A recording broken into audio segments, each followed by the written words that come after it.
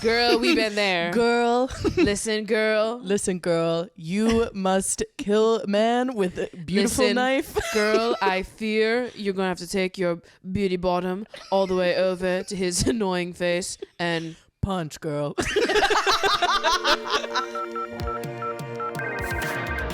where are you? Pick up your phone. I'm going to a summer party tonight, and you're obviously invited, so call me back. Okay, I love you. Bye.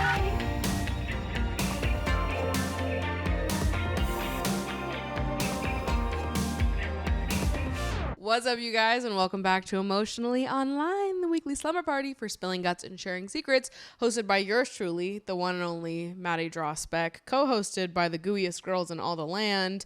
And today, we have a beautiful, wonderful guest that's currently being attacked by one of the gooey girls. This is very unprofessional, Whisk. You are so cute, Whiska, but we need you to behave for this. Whisk. Because today we have a very, very special guest back again for another slot on the pod. We have the wonderful, the irreplaceable Meg. Woo! Bonjour! Mary! So happy to be here. So thrilled to have Meg back again. Thrilled to be back. I am so sorry that you're being attacked by my co-host the second you get on here. Meg, please. No, I'm sorry. I'm not doing anything. I didn't do anything. I'm so sorry. I didn't do anything. I'm confusing Meg with the co-host. What are we doing? Please, girl. My neighbors must think that I am losing it. They just hear me 24/7 pleading with her to stop biting my things. Whiska, please. Whisk. Baby, I can't even reach you. So sorry for that rude interruption. Welcome back to the show, Meg. Thank you so much for having you're me. here. Happy to be here. I needed you to come back on the show because I don't want to officially say that I'm going down the TikTok hole again, but I have a little bit been dipping my toes back into the world of TikTok. Sure. And it's a terrifying place. It is a terrifying place, which is why I removed myself from it 2 years ago. Yeah. But lately I've been going back on there because sometimes I do like to post my reels on TikTok as well because I'm like, I already made the content. Might I as see well those. Just I give them a throw like. it on both platforms. Like, why not? Yeah. But because I've been doing that more often, I've also been from time to time scrolling a little bit. Give it a scroll. Seeing Why don't what the you? platform has to offer me. Why don't you give it a scroll? I do have a 15-minute timer set on the app so that it locks me out after 15 minutes. So yeah. I'm still trying to be mostly TikTok less. Mm-hmm. But I will say one of my joys of being on TikTok is when I get to see your face on my feed, which the algorithm does know well enough to show me your TikToks. Thank you so much. Which is good because it shows me a lot of nonsense. Yeah. And you know what? That's really what I'm trying to do on my page is like cut through the noise. And no, literally though. Yeah. No, the way that I also have made, I think exactly like one TikTok in the past like 2 months. And I for sure saw it. TikTok pushed me that shit. TikTok said, you wanna see this, babe. And I'm grateful. And I said, for sure I did. And you were so right about that. Oh my God. And I'm pretty sure the TikTok was me being like, I'm back, baby. Yeah. And then I did not make. But honestly, I think that is how people should behave on TikTok. Mm-hmm. I don't believe that TikTok is a platform that people should stay at for long periods of time. I agree. I think it's bad. Mm-hmm. Every time I go on TikTok, there's this one person, which the only reason I don't like block them is because I just feel that they at some point need to like reckon with their actions in the light of day and like look at what they're doing. And I have to know who this person is. Well, I wish that I knew who this person was. It's some anonymous K-pop account that anytime they see a TikTok with like something disgusting in it, something that they deem disgusting, yeah, they tag me in it and say, "This you." I'm not kidding. On a loop. This has been happening 4 months. 4 months. Anytime they see something gross, nasty on the internet or something that they hate, something that is like just gross for whatever reason. It can be like an animal doing something disgusting, or it can be literally anything. Anything that you might look at and be like, well, that's offensive to be compared to. Right. They will find a way to compare me to that thing and they tag me in it. And they're like, is this you? Or whatever they always say. But every time I go on TikTok, I'm presented with a new one from this same person.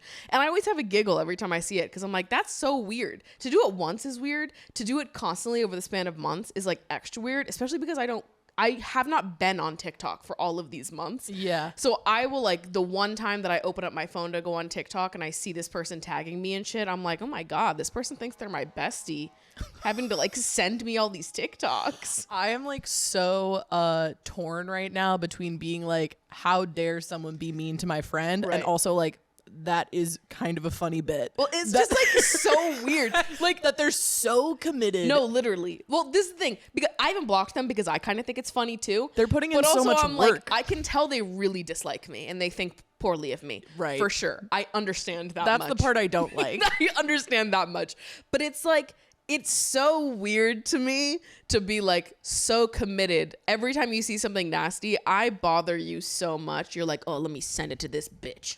Is this you, Maddie? Yeah. And it's like the randomest piece of content you've ever seen. But the reason I don't block them is because one of these days I want them to have like a come to God moment where they look at themselves in the light of day and what they're doing. And they're like, oh my God, I'm a fucking freak for this. Right. I hope to God you have that moment, whoever you are. Yeah, Your random I hope- anonymous K-pop account. I hope that you're hate watching this podcast right now, and we want you to know that you're thinking about Maddie all the time. No, Maddie literally. doesn't give a fuck about you. It's so funny. They're also definitely super fat phobic. I think a lot of Awesome. it does boil down to that. well, and they're the first one on the internet ever to be that. Yeah. No, famously, I've never seen another person on TikTok do It's that. so- it's I so have original never of you. experienced fat phobia Yeah. on the internet, if you would believe it or not. Me either. Yours? Everyone is always commenting Right. on my videos. They go, "Oh my God, body goals, Right. body tea." That's why it's so shocking and hurtful when somebody's fat phobic to me, because it's Right. like I've never dealt with this. I have no idea how to process it. It's shocking. It's hurtful. It's also like that was smart of them. yeah. No, it's vintage. It's really is what it vintage. is. That's vintage Y2K. literally, babe. But I always wonder if like That's so other insane. people have such dedicated weirdos Yeah, on dedicated haters. TikTok specifically, because I feel like I don't have my like dedicated weirdos on other platforms are men who think I owe them a response. Sure. On TikTok, it's people that are dedicated to doing shit like that. Like, so what are we insane. doing? Yeah. Do they comment on like the TikToks that you make, or is it No, purely just they're mentions? tagging me in other videos in the comments? Yeah, I don't know. I do not know. Their method of approach is also just bonkers bananas Well, it's to me. also like, it feels like maybe they think it's extra sly because then nobody's going to see their comment. Yeah. It's just going to get drowned in like a sea of other people's reactions to this random video. right. And I'll be the only person that sees it and has any meaningful reaction to it. Even though I'm not even on the app. Right. Like, if you really wanted to bully me, you should probably bully me on one of the apps that I spend hours a day on. Right. Like, sorry, babe. Like, I'm you're- chronically online on other platforms. Yeah, like the platform is really misguided, I feel. Yeah. Come on, get better at bullying me. What is wrong with you? Come on, guys. If you're gonna bully, do it right. Do it the right way. What Do the it right. hell? What the hell? Fucking freaks. I like it's funny because most of my TikToks that I make, I will make in such a way that it's like I'm never going on there with like a hot take. Like Right. most people go on TikTok and they're like, or a lot of people I guess will go on TikTok. 100%. They're yelling about something. I like tend to stray away from that just because I think it's more trouble than it's worth for me. Also, I feel like if you pay attention to me in any way, shape, or form, it's like you kind of get the vibe of who I am. Totally. But I will make a lot of TikToks that I make are about my roommates. And there was like a period of time last year where like every TikTok that I would make about my roommates, I would have a flood of people coming on and being like, okay, you are making fun of your clearly neurodivergent roommates. You are being ableist. And I just want to go on record and say that none of my roommates are neurodivergent. I love when people do that shit in TikTok comments. And it's like, I'm sorry, I'm going to hold your hand when I say this. Yeah. There is no way that you, a stranger on the internet, think that you have a better assessment of me and my friends' dynamic Yes. than I do, It's having lived with them, you fucking moron. I have lived with them for 4+ years. Right. And they're like, It you're looks bullying like them. You're bullying them right now. I literally Babe, had I think there's something happening here. I've had at least 3 videos where my roommates are like doing some bullshit, right? Where like one time my roommate bought a book about oysters. Another time a roommate was texting me about the Rush Hour 3 franchise. Right. Or the Rush Hour franchise. And both times I have had people be like, that's actually clearly their special interest. And it's actually really unfair for you to not lean in and support them when that's something that they clearly really love. That's crazy. No, I do feel like TikTok comments specifically love to make issues out of things that are not issues. This is not a conflict. Yep. Everybody can calm down. I had Dan Pavemeyer, the creator of Phineas and Ferb, What the fuck? comment on one of my videos once and say, your roommate is clearly joking. Hey, Dan. Hey, Dan. I know. That's why I made the video. Oh my god. I also It's like he's unable to detect humor when it comes from the mouth of a woman. well, and that was really the key there. Woman says it, so therefore she must be completely serious. So Women it's- don't know how to joke. Since when women joke? This has a cadence of a joke, but it's from a girl, so That's really weird. it must be serious. You fucking bitch. Not the creator of Phineas and fucking Ferb. Truly, I went, Dan, what are we doing? Right. What are we doing? Why are you in the TikTok comment section of anyone as the creator of Phineas and Ferb? You have created have such strong female characters. Candace. Vanessa. Anything else to work on? Come on, Dan. What is There's happening? got to be something in the cooker. Completely Insane. Get back in the room, Dan. Get off TikTok. That was No, that's so- actually really embarrassing. I hate seeing like popular, like big, successful, more like mainstream famous people in the comments of anything on the internet. What are you doing here? This remains my favorite one to this day, which is it was the first TikTok ever that I made that like went like viral. And it was me talking about being unemployed during the pandemic. Oh, how time is a flat circle. And I was like talking about being unemployed, and it did really well. And Andy Grammer. Hello? Andy 'Cause Grammer. you gotta keep your head up. Whoa. Andy Grammer commented on my TikTok in all caps with "keep your head up." Shut the fuck up. I am not kidding. I can go back and find it. I have the receipts for it. He wrote, "Keep your head up." But that's an insane thing that happened to you. That's like the same thing as like meeting a celebrity and having a very specific one-on-one personal experience. Yes. Andy Grammer fans would fucking commit homicide on you to experience what you did. No, I know. If Andy Grammer has fans, they would be pissed to know this. It would be like meeting Tom Holland and him saying to me, "With great power comes great responsibility."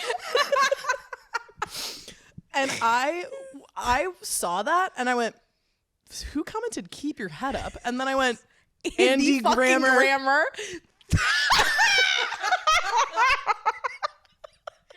Fucking Andy Grammer. That is crazy. It to this day. Wait, so did he only do that to you, or was that like his thing? I don't know.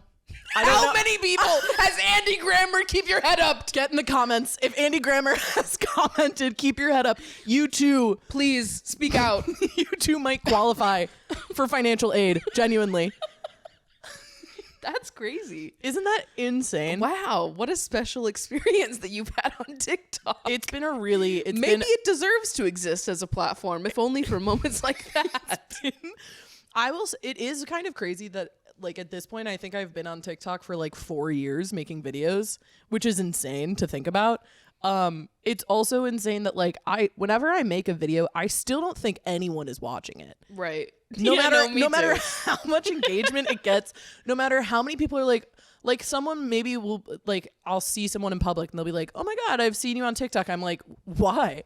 Like That's so weird. that's weird. And then I'm like, "Right, I've made hundreds I of videos do make content on the internet. over the course of like 4 years." Yeah. Yeah. No, I do get that. I think the numbers are sometimes hard to like conceptualize. Where I'm like, okay, I know X amount of people saw this piece of content, and then when one of them happens to pass me on the street, I'm like, well, that seems like a very small chance that that would occur. Yes. Even when the numbers are high. Yes. Well, that's it's so, and especially on TikTok when things can blow up like so big. Like there was one video that I made last year that I made and I was like, God, this video is really long. Like I don't think anyone's going to watch this. It's been like my biggest video that I've ever made that's gotten over like 20 million views or something like that. And I will still have people come up to me and be like, "Are you the girl who was the Nepo baby at the jewelry store?" And I'm like, yeah, I guess. That's that was so like crazy. That happened a long time ago. Like we're way past that, but it's like it will still happen where I'm like, yeah, I guess a lot of people have watched that. It's wild to think about. Yeah. TikTok can be such a crapshoot a lot of the time of like what is successful and what isn't. Especially now. I feel like the app has changed so much in the past 4 years. Like so many videos now are like, buy this thing on my TikTok shop and like it's sponsored. TikTok so many things shop are is ads. very confusing to me. The last time that I was on TikTok shop did not exist. So now that It's like every video. I actually don't understand what it is, because I understand that it's like brands, like actual real brands are listing their items on TikTok shop, but for like a fraction of the price. And I'm like, but why? No, that's exactly how I feel too. Like why? And I've had people like reach out to me and be like, promote this for your TikTok shop. And I'm like, first of all, I'm probably never going to promote anything on my channel because that's just not something that it's just not what my channel is for. Yeah. And that's fine. But like also, I don't get TikTok shop. Right. And I just don't think that you should be buying anything off of TikTok. Right. It feels like an Alibaba, but it's like real brands that are on there, which is why it's confusing to me. Yes. Like, why can the like fucking body wash that I use in my shower, I think the brand is called Saltaire. Yeah. I like that body wash. It's a good body wash. Yeah. And then I showed it to my sister, and then I got her it for her birthday or Christmas last year. Or I don't know, something. And then she texted me. She's like, you can get this shit on TikTok shop. I just saw it. Like, I can, whenever you need a restock, you can get it on TikTok shop for like $6 or $7 less. And I was like, wait, but why? Why? Is it still the real thing?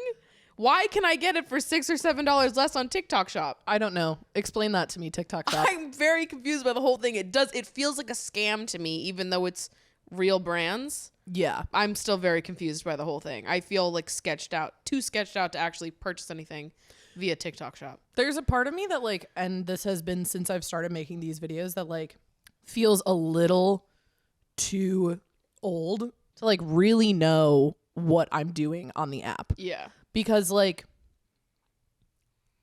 I don't want to be linked to TikTok shop.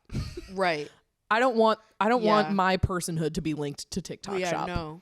And like that to me feels weird. Right. It's another thing for like a brand to reach out to me and be like, hey, do you want to do this? Blah, blah, blah. Sponsored content. But to me, it feels the same as like when, I don't know, like random ass Amazon stores reach out to me and they're like, promote this. No, I could promote totally this shapewear. And I'm like, and I'm it's not like gonna the do that. wording in the email is all like slightly off. You're It's like, this hey, is creator, space, comma. Yes, exactly. I'm like, this is not a real person speaking to me right now. No. It's like barely legible.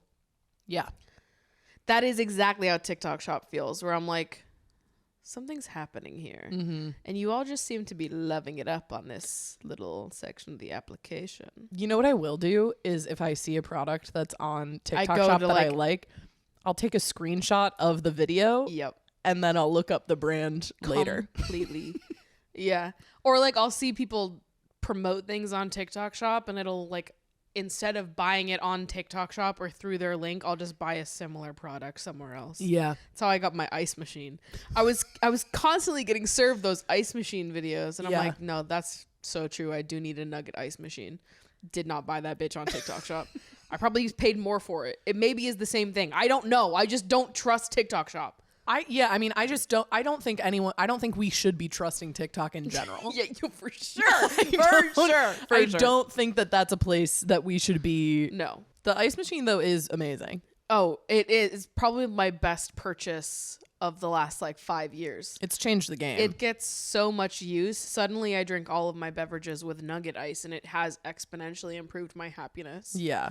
That would change my life, I think. Yeah. I'm such an ice chomper. Totally. It's also just it motivates me to go out and buy coffee less or matcha or anything. I have been making my matcha at home every morning, and honestly it is just as good, if not better, than the one I get at the store. And I do believe that the nugget ice plays a crucial role in making it that good. I believe that as well. I'm 100% in agreement with that. It's just it's a necessary part of elevating the beverage. I have been really just going out and buying everything at a little coffee shop or the bodega that I now live near, because oh man, is it amazing to live near a bodega again. Yeah. I just moved, and so to go over there and be like, here's the turkey sandwich that I want, and they make the most amazing turkey sandwich I've ever had in my life. It's incredible. No, it is quite nice. I made coffee at home the other day, and I was like, oh right, I can do this. Yeah. I have the technology to do possible. this. But you know what's better? Having something a little special made. What if it's a little treat? But then when you have the ability to make it a little treat at home with the nugget ice, Yeah. really takes it to the next level. Maybe I should get a nugget ice machine. Maybe that's the takeaway here. Yeah, no, I think everybody should get a nugget ice machine. It's actually highly recommended to everybody. And that's been the pod. Thank you so much.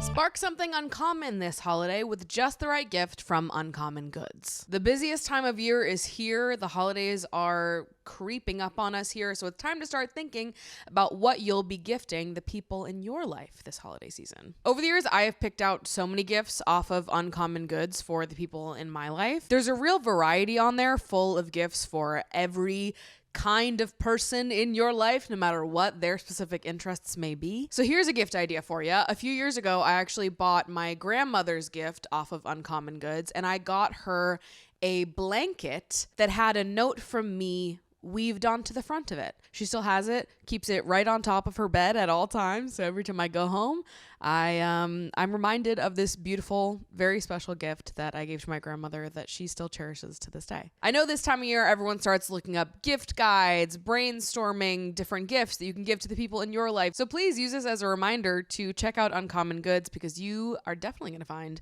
some wonderful, one-of-a-kind gifts to gift to the people in your life this holiday season. So to get 15% off your next gift, go to uncommongoods.com/emotionallyonline.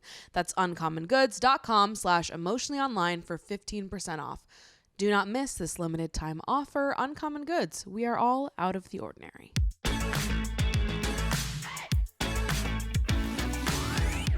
So I saw this TikTok Yes. like a week and a half ago. Okay. And I've been thinking about it ever since. I honestly, when I saw this TikTok, I was laughing my fucking ass off because I'm like, this is an objectively funny thing to say. And also, I agree with it completely. Okay. And I felt so seen by this TikTok because I was like, no, this is something that I totally agree with. Yeah. That I maybe didn't know how to verbalize until this person verbalized it. Right.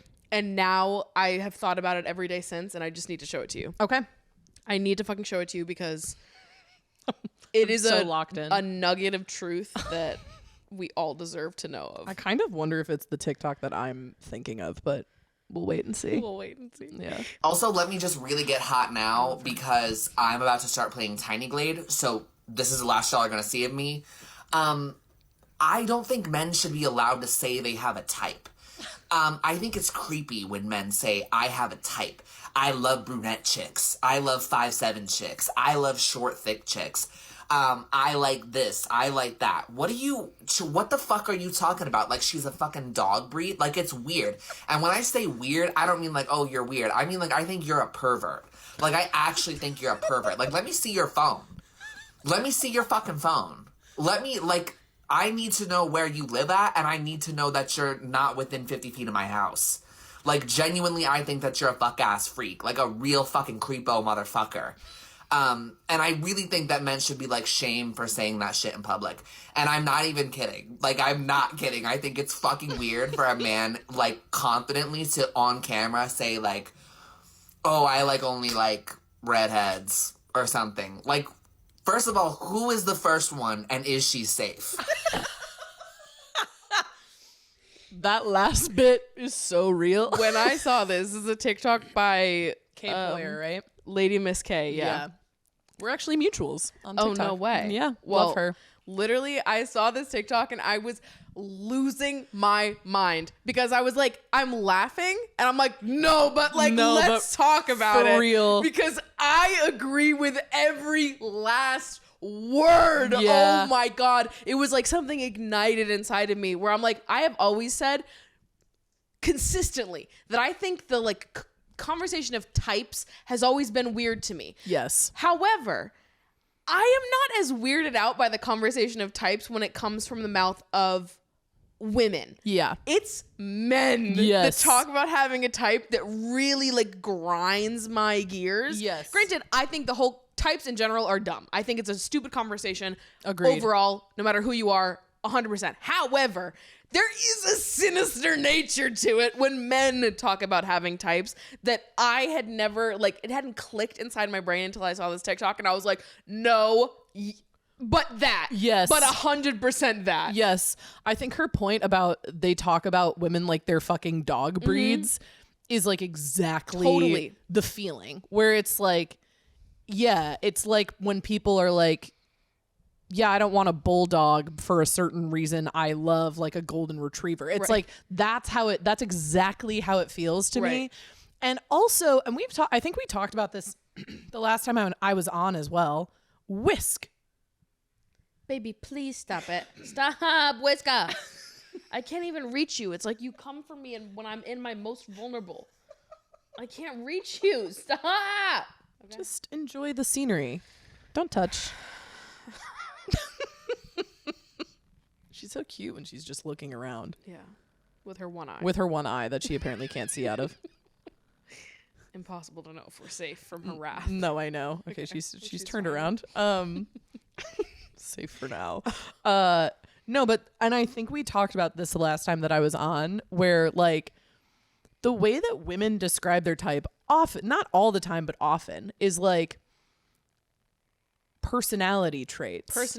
And also I feel like it's often rooted in like the traits of men that they have felt safe around. 100%. That too. It's not like I don't hear women talk about types as like a wish list of things, No. or at least not the women that I hang out around. Yeah, no, I like truly cannot overstate that. Like, I feel as though a lot of men will walk around and be like, if I'm not sexually attracted to you, 100%. I will not treat you with any sort of respect.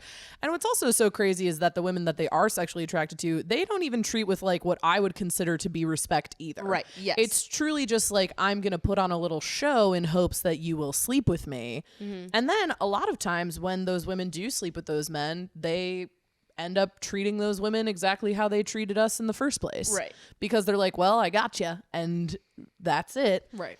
And it's so baffling to me when men have this mentality, because again, it just cuts themselves off from so much like human connection on just like a very basic level. And I think this like gets to the whole like all of the this is gonna sound a little cruel, perhaps a bit blunt. The whining that I see about the quote unquote male loneliness epidemic. Shut up. Shut up. Hey, shut up. Ask your friend to dinner. Right. Regular. No, I actually completely. I have like very little like sympathy for all of that. Same. Because I'm like, your issue is completely self-inflicted. Yes. Like it can also be solved so easily. Literally ask your friend to dinner. Right. That's it. And then they're like, oh, I'm not going to ask my guy friend to dinner. And it's like, okay.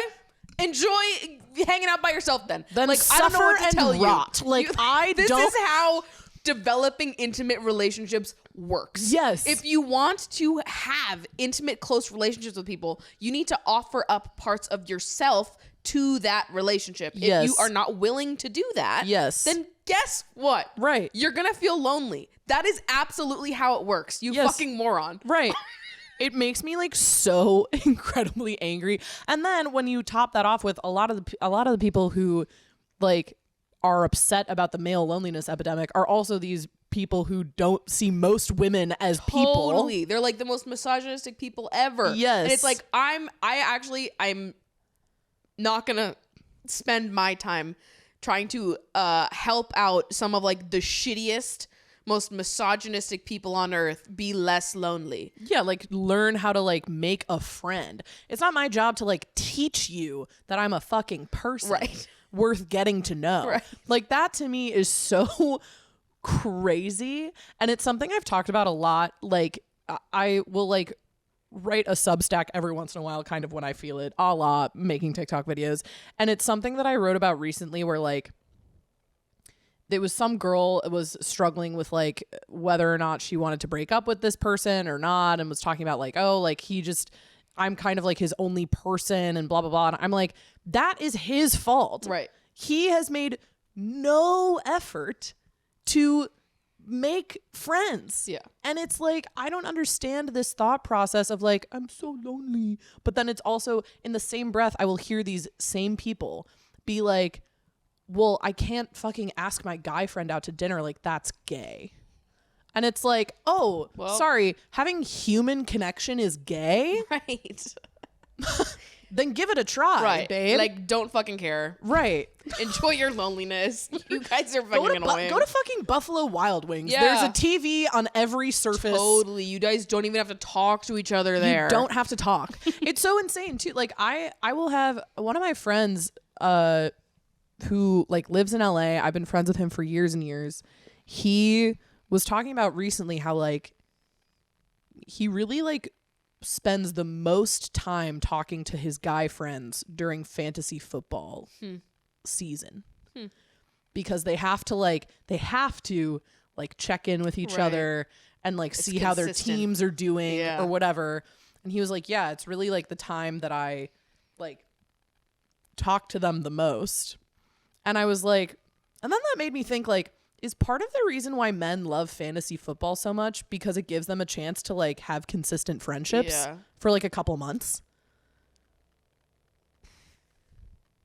Hating that. Is that part of it? I don't know. Probably. I mean, that does check out. Because men cream their fucking jeans for fantasy football.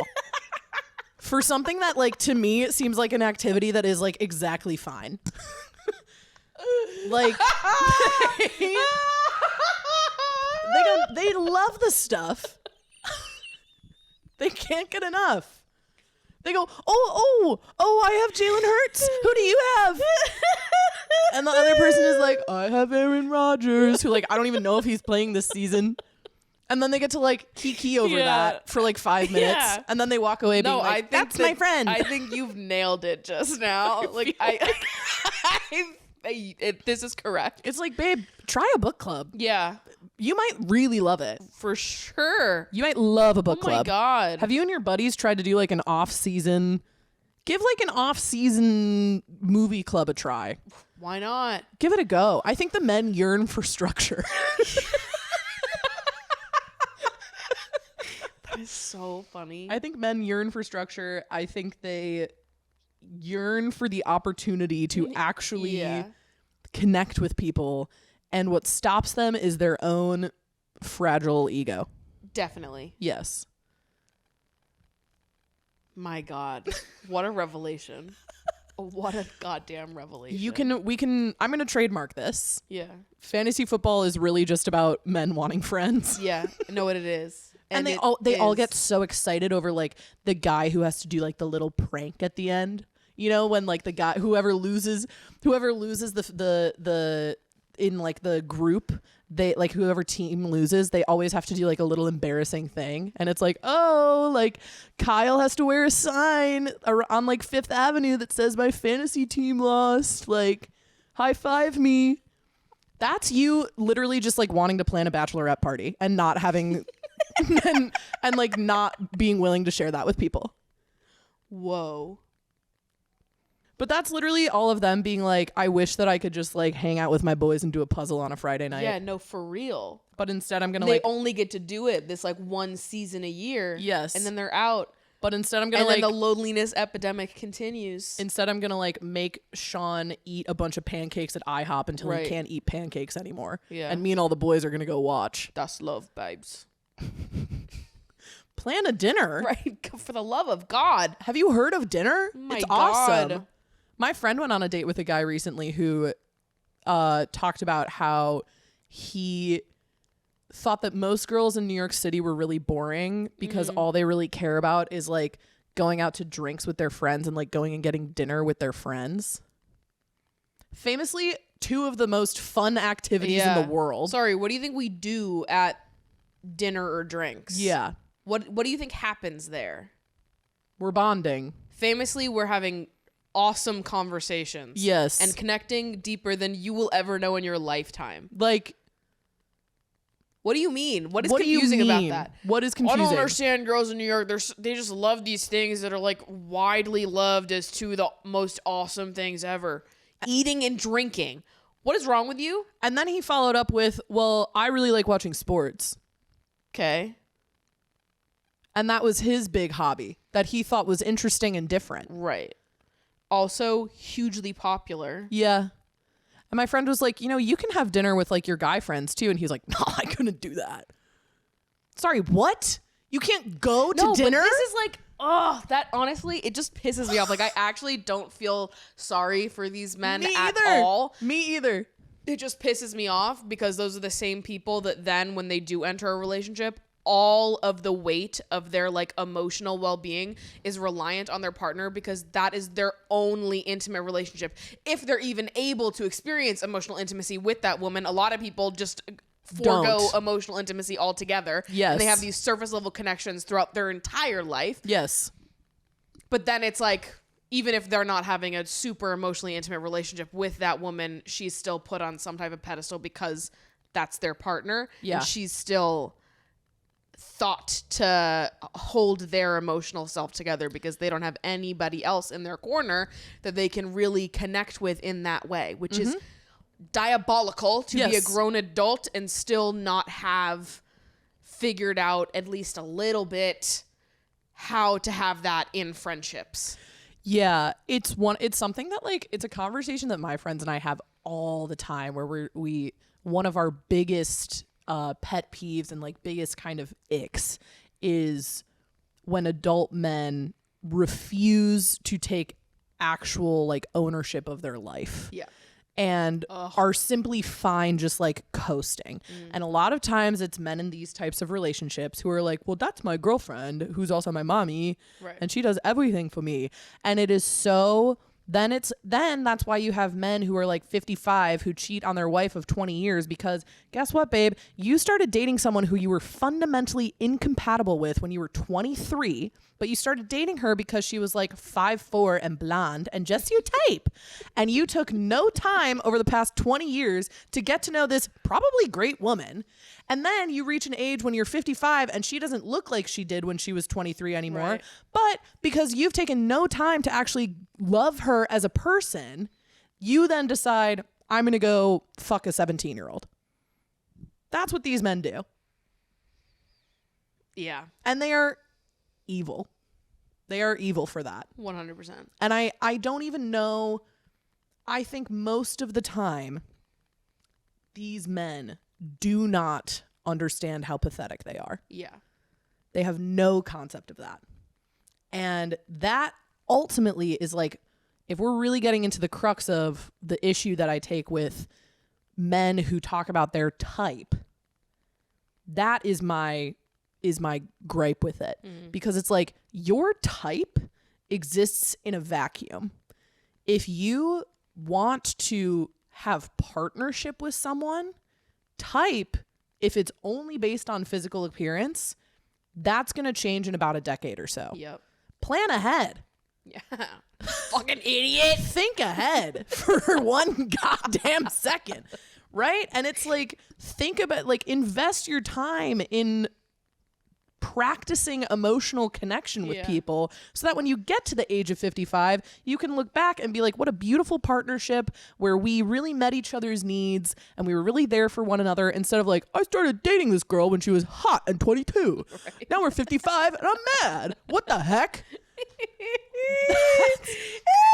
So pathetic. It is so pathetic. Yeah. You are all cowards who do that. Yeah, it is. Don't do that. Oh my God.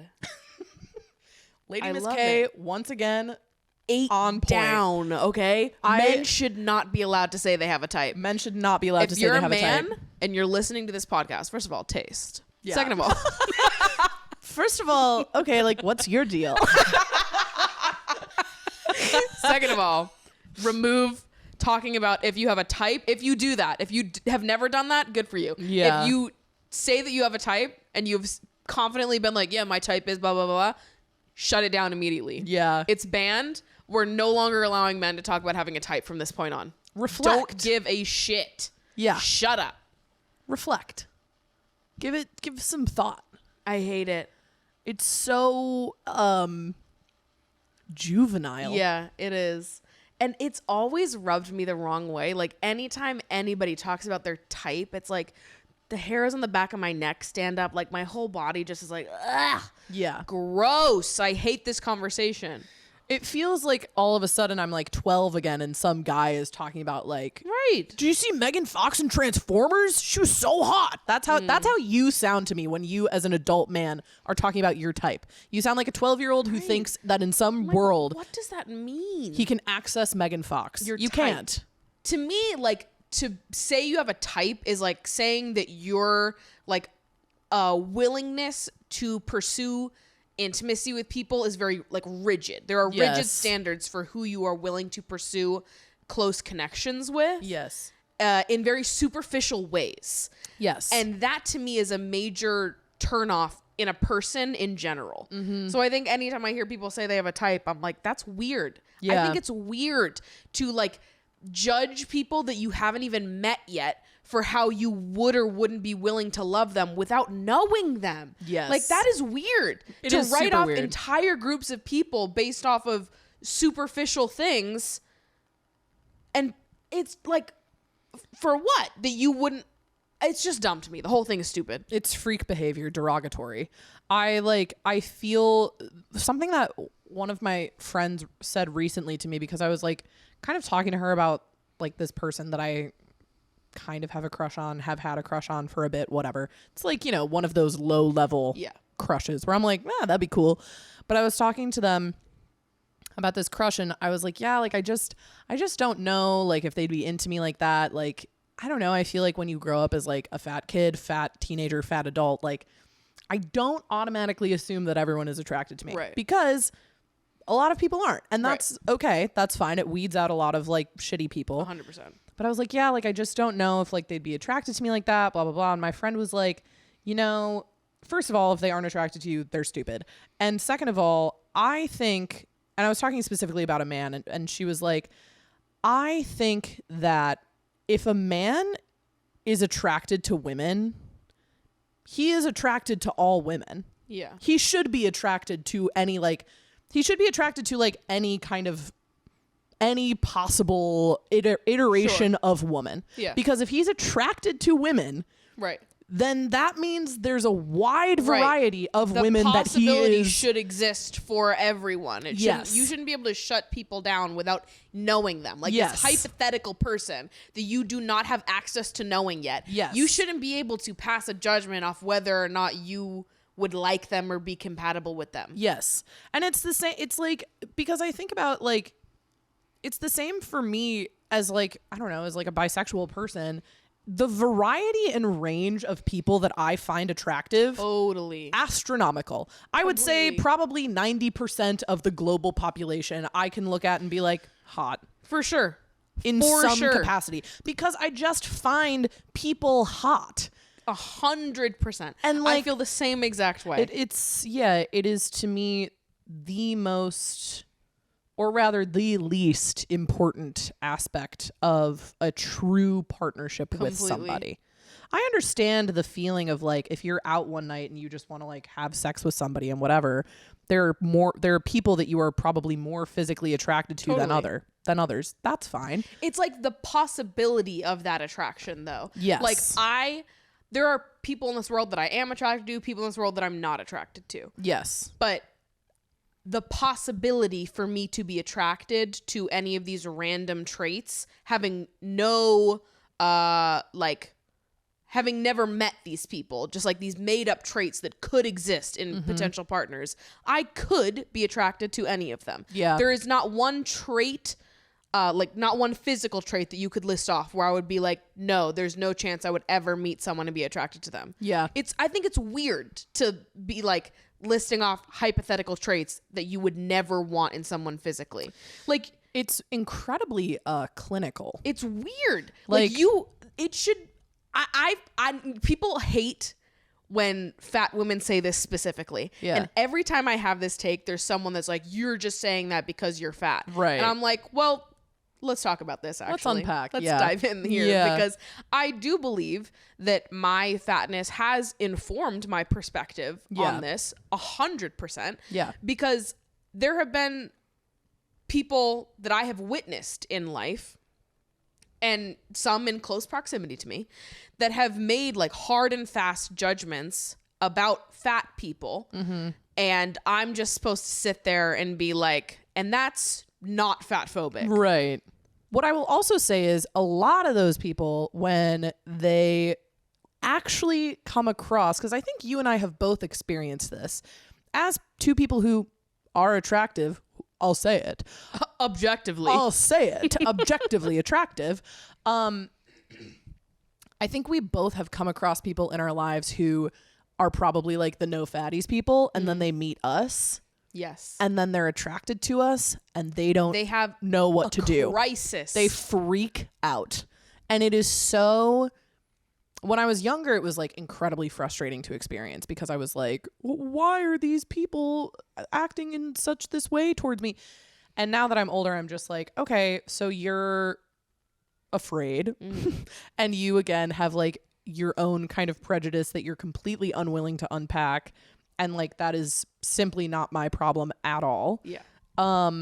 But it is incredibly entertaining to watch when people are like, I would never date someone like fatter Right. than me or weighs more than me or whatever. And then they meet someone, they meet a fat Right. person they're actually attracted to. They don't know what to do. Completely. When really all they could do is just like be cool and nice and regular. And like they might end up having sex with someone that they're very attracted to. Totally. And it could be as simple as that. And even like, I've had someone, this happened once, and after finding out this about this person, he and I never spoke again. I blocked him on everything. So just know the story I'm about to tell you. Perfect. Upon learning this about him, it was over for me. But I had been hooking up with someone over the course of several years when I was in college. We didn't actually hook up that many times, but it was over the course of years because he went to college in Boston and was from New York, and I was the reverse of that. Yeah. So we had like matched on some dating app when we were both in the same city at some point, and occasionally like over summer or over like winter break when we both happened to be in the same city, we would hook up. Yeah. Over the course of several years. And at one point, we had never followed each other on social media, and one of the last times that we hung out, we did follow each other on social media. And then like a week later, I noticed that he had unfollowed me. Oh. But we were still texting and talking like normal. And I was like, that's really weird that like we Yeah. just followed each other on social media after like years of hooking up. Right. And then you unfollowed me. That's strange. And so I asked him, I was like, so that's a little weird. Yeah. Why did you unfollow me? Yeah. And he was like, can I be totally honest with you? And I was like, sure. I feel like what you're about to say is going to make me so mad. And he told me that the reason why he unfollowed me is because he would be embarrassed if his friends noticed that he followed a plus size influencer.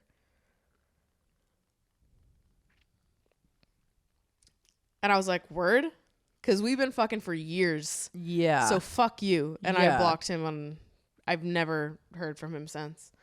But I was like, that was a moment for me where I was like, fuck you. Yeah. Like, fuck you guys. Because that is the same person who he had been hooking up with me for years. Yeah. Had been very complimentary and loving of my body behind closed doors. Yeah. But then the second he had to be associated with me in any minorly public way, it was just a follow on Instagram. He was embarrassed of even following me on Instagram, of having people see if they went through his following and his friends saw that he followed a plus size woman, that was going to reflect poorly on him. He is the same type of person that would say that he would never date fat people. That's not his type. Yep. Fuck you, bitch. Looked like I was your type last week. Yeah. That wasn't what you said the other night. Right. So, And that's how it is for so many people. yes. It's so Because baffling to me. famously, people who are fucking normal and well-adjusted do not feel the need to, like, declare who they're not attracted to. Yeah. Like, the only people that are declaring who they're not attracted to are fucking freaks that have something to hide. Like, you are overcompensating, my friend. That is 100%. actually one of the most perfect points I've ever heard anyone make. Never have I felt the need to declare who I am not attracted to because I'm not a freak about it. Yeah.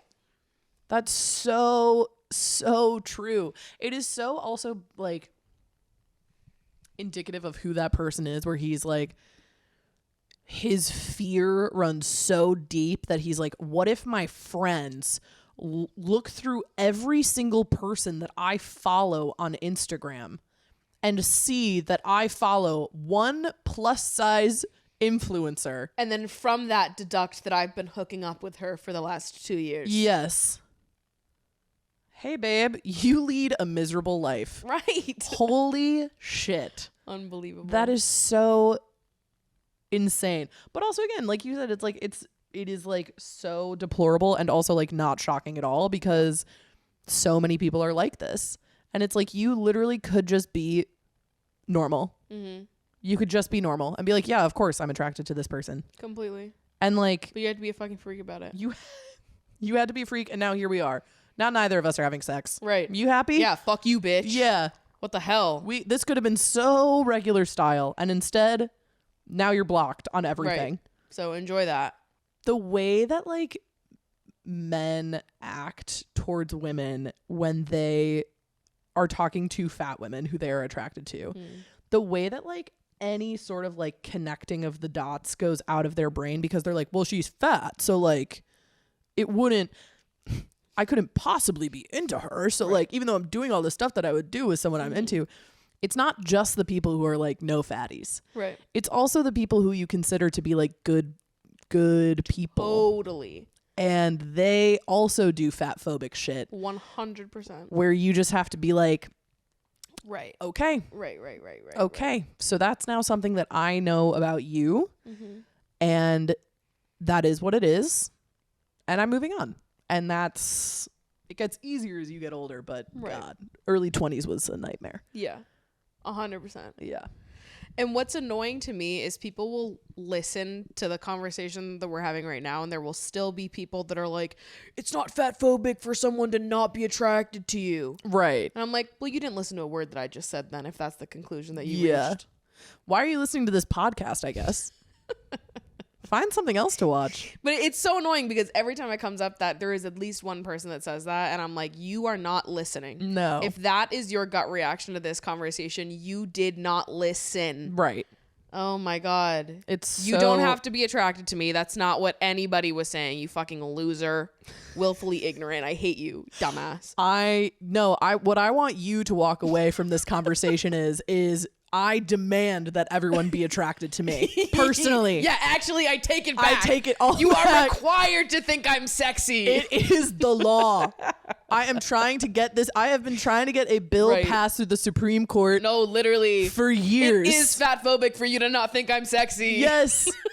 If you aren't attracted to us, you are fat phobic. No, literally. And you're also biphobic and you're a terrible person. Yeah. In many ways, not being attracted to us is a hate crime. No, it is. It is. It 100% is. That should be your takeaway. That should be the thesis of this. Yeah, and that's exactly what I meant. And Yep.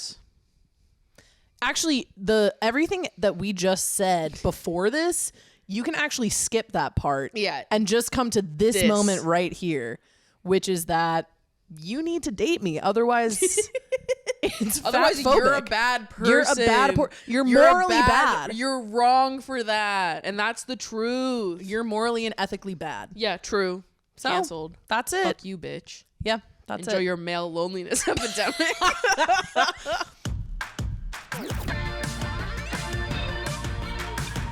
We have so many submissions. Excellent. I pulled so many of these. We'll see how many we can get through. Famously, there is a submission box. So if you too are looking for feedback on the drama and juice going on in your life, you just throw it into that box and I will maybe read it out on the show. Yeah. And I will be here slurping it up. Yeah, literally devouring it. Yeah. Okay, let's see what we got here. Oh, the first submission that I have here is just really a compliment to you. Someone just said, not a question at all. I just think Meg is the ultimate cool girl and I'm obsessed with her Substack. What the frick? Isn't that nice? That's so nice. Thank you to And whoever it's wrote true. that. I have like maybe 200 subscribers to my Substack. And I'm one of them. So thank you. Maddie is one of them. Wow, that's so nice. I appreciate that. I love to be complimented. I would love to hear your general thoughts on the following. How do you deal with hating your best friend's romantic partner? I'm looking for some real answers, but also some silly answers. For a bit of context, my best friend has been dating her boyfriend for 4 years, and I wholeheartedly hate this man. He is not a terrible person, but I hate him. She is not in imminent danger, but she does have to mother this man, and it is so frustrating to bear witness to.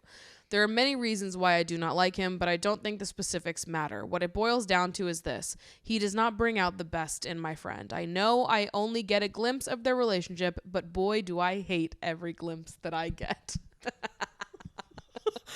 Oh. Girl, we've been there. Girl. Listen, girl. Listen, girl. You must kill man with a beautiful Listen, knife. Girl, I fear you're going to have to take your beauty bottom all the way over to his annoying face and Punch, girl.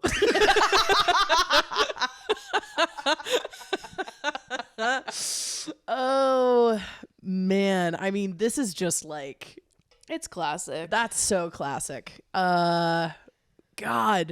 I think every single woman that I know either like is the woman in that relationship or has a friend who Right. has a boyfriend that they hate. Totally. You've got to hate one of your friend's boyfriends at some point in your life. That's That's just a rite of passage. par for the course. Right. Yeah. Oh man. I mean, God. Silly answers? Yeah. Punch him in the Punch face. him, kick him, bite, spit on him, harass him through anonymous emails, stuff him into one of those old timey barrels and push him off Niagara Falls. Any one of those. Yeah, I keep thinking that all works. that all works. Drop an anvil on his head. Yeah. Paint a scene that looks like the road is going that way, but it's actually just into Right. a wall, and have him then run into that wall. Yeah, these are good ideas. These are all good. Make fun of every single thing he does and says. That's actually even something when that it's I not do. Funny. No, me too.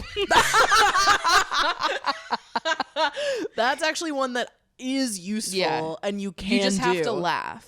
Like, Yeah. we're here. He's here. He's He's here. not leaving, at least for now. Yeah. We've got to make the best of this. So we got to learn to giggle. We really have to learn to giggle because otherwise we will cry. No, and we have cried. And we have. And we have, and we might again in the future. Yes. I think, unfortunately, this is something your friend just has to live and learn through. Yeah. And I think it's fine to offer feedback to friends when they're dating someone truly terrible, horrible. Mm-hmm.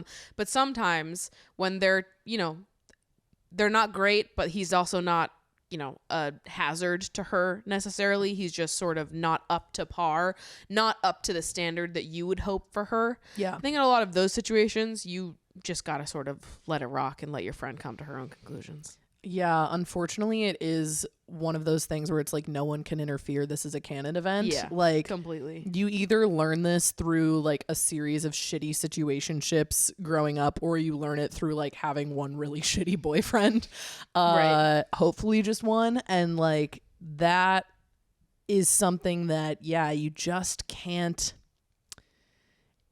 You just have to at some point like take a step back and be like, this is not my Right. relationship. And there are like boundaries here where like, let's say if they're approaching marriage and you're still like, this guy is the fucking worst. Yes. I think there are delicate approaches to like making your opinion known to your friend in a very supportive and not, I don't know, like friendship ending, fight inducing sort of ways. Yes. But until we reach those like hard lines, I think sometimes you do just have to let it play out, because more often than not, they're not going to end up together.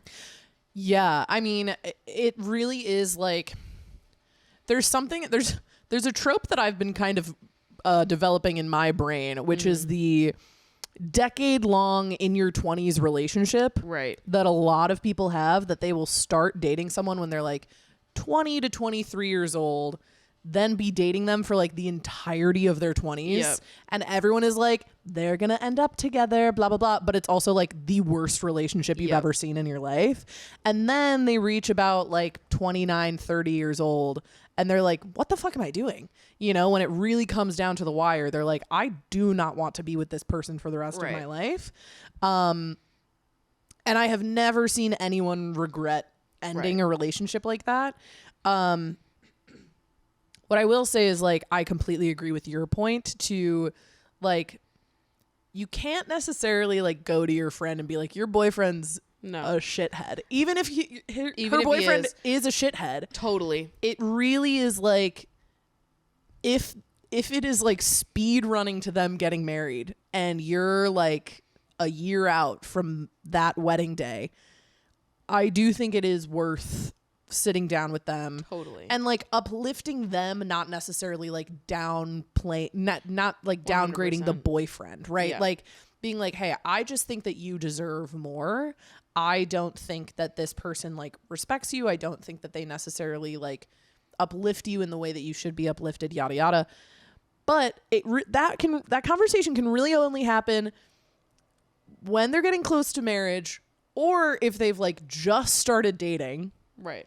Or if they have repeatedly come to you saying, like, what do I do about this? Totally. About my boyfriend. Yeah. I say to be that mostly you just sort of have to stand back and sort of let go and let God, as they say. Unfortunately, the reality. And I say that as someone that has in the past overstepped where I should have involved myself in these sort of conversations. Yes. I have been too blunt and too open in my dislike of a friend's partner before. Yep. And everything I said was true. It was my raw opinion, and it came from a place of loving this person so much that I wanted them to be in a relationship with someone that I thought was totally like on par with how great that they are. Yeah. It came from a good place. However, my approach was bad, and I think it came off like I was valuing my own perception over theirs, and like I was sort of I wasn't trusting their own judgment or ability to assess what kind of partner is right for them. Yeah. And in hindsight, and I've apologized for overstepping. This was years and years and years ago. But in hindsight, I can see that my approach to expressing my concerns was totally off. And it was something that then like our relationship took a hit as a result of that. And it took a while for us to build back up, and everything is fine with this person now. But like, it is a delicate thing. And I think sometimes I'm a very passionate person. And when it's someone that I really love, I do have a tendency to just be like, to rip into it, because I get passionate and I get protective, and it all comes from a good place. But sometimes the delivery can be so off and so wrong. And that's exactly what I did in that case. And looking back on all of that, I think that I should have just shut the fuck up from the start. And there are moments where I have been, other moments in other friendships where I have been right to express concern within someone's relationship or someone's partner, I do think my delivery since that mistake has been better. And now I do feel that if you dislike someone's partner and they're not in like danger and it's just like, this guy's fucking annoying, you do sort of just have to eat that until we reach like a breaking point. But that's something that you have to let your friend live through and learn from, and sometimes you do have to trust that they know better than you do, even if you hate him. And it is hard. It is hard, especially as a know-it-all. It is hard. No, it is. But well, and also like you're talking to two people who are famously like, break up, break up, like break up with him, this guy sucks. But that said, I know that not everyone has that approach. But no, I agree. And I've done the same exact thing where I have overstepped in the past and been like, this person is a bad person, whatever, like they're not good for you, yada, yada. I also know, you know, like I've had very close people to me with very close friends of theirs, like try to sit down and have these conversations and be like, I just don't think that this person will treat you right. And I think that it's only going to get worse as time goes on. And kind of similarly, like those friendships are the ones that take the hit. It's not the relationship with the boyfriend. Right. It is pretty much always the friendship. Because if they're gonna get into like the defensive from what you're saying, if you sort of present this information to them and they feel like, well, you just don't get it, you don't get me, and then they sort of ice you out a little bit, your relationship with them takes a hit as a result. And if this guy sucks, they're gonna need you. They're gonna need your support as a friend in those like tough moments, right? And so I think sometimes you just have to like swallow those opinions so that you are invited into the conversation when things are bad and they can trust you and rely on you and like take your opinion into account, rather than like getting frustrated with you and getting defensive and icing you out.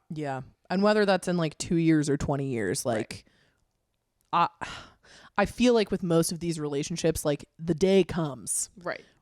You gotta take some notes from like the compliment sandwich method as well. That's really important. Because like I have in more recent times in my life expressed criticism towards a friend's boyfriend. And having learned from my previous attempts at doing this, I feel that I have been much more effective at communicating this in the present day. And I, having learned what I did the first time around, now definitely try to approach it from a perspective of like, I love you and I trust your assessment of things. I think that you're a smart person and I obviously, you know, your relationship and you know your boyfriend far better than I do. Right. So understand that what I'm about to say comes from what I can see from where I sit, and I'm going to take your word for it. I'm going to trust your judgment at the end of it all. However, from what I have seen, these are things that have concerned me. These are things that I have noticed, and I just want to make sure that like you're aware of these things or that you've thought about these things. I'd love to, you know, be involved in helping you chat through what emotions these things might bring up for you. But ultimately, like, I need you to know that me bringing this up isn't me questioning your ability to assess who is right for you, because I think you are a brilliant, capable person. This is me just expressing light concern from what I can see from my limited perspective. And I think affirming to the other person that you're not calling them fucking dumb helps. Because I think that is how it's received sometimes. Even though it's like nothing is ever so black and white where it's like there's one objective truth and there's no room for anything else. Obviously, it's a very nuanced thing, the like matter of relationships and what it means to be a good partner to someone. But I think creating like an open dynamic where you're like, I trust you. You can tell me if I'm totally off here. But this is what I've noticed. And just let that be an open, not like accusatory conversation and not like an aggressive one where you're like, you have to dump him. You have to get out of this. And more of like a curiosity. This is what I've noticed. What do you think? versus like an accusation of some kind. Yes. There's like, you need to approach it with a little bit more gentleness rather than like an intervention. Yeah. Unless we get to the point of intervention, but hopefully we don't have to get there. Yeah, rather than with like all of the frustration that is probably valid that you feel. Yeah, I think that is really important because I think you're right. Like I think that a lot of people in those situations do feel like maybe their friend is calling them dumb or they're calling them, like foolish or something. And it's like, no, that isn't the case. It's truly just that like I am able to have this outside perspective, and it's so much harder to see things when you're in it. Yeah. And with all that being said, you do also have to prepare yourself for maybe you have that conversation with your friend, and then a year and a half later, that friend and their partner are still together. Right. And that's also life. It depends. It obviously always largely depends on like the specifics of the relationship you're talking about. However, there are some instances where all of your feedback and all of your thoughts and opinions can be 100% correct. Mm-hmm. That said, there are also situations where you could just be wrong. Yeah. And you could have the wrong assessment. Yeah. And I think that I would remain open to the possibility that you could have the wrong assessment as well. Yeah. I think it's never a good idea to go into those conversations convinced that you have the right opinion and your friend's just like a dumbass staying with this man for no reason. Right. If you're friends with someone, if you're close to someone, clearly you think highly of them. Mm-hmm. Assume that there are parts of their relationship and parts of this man that you don't know and you don't see that could be and are, not could be, that are really influencing the way that she feels about him. And yes, there are situations where like the guy just fucking sucks and he's the worst and everyone outside of the relationship can see it.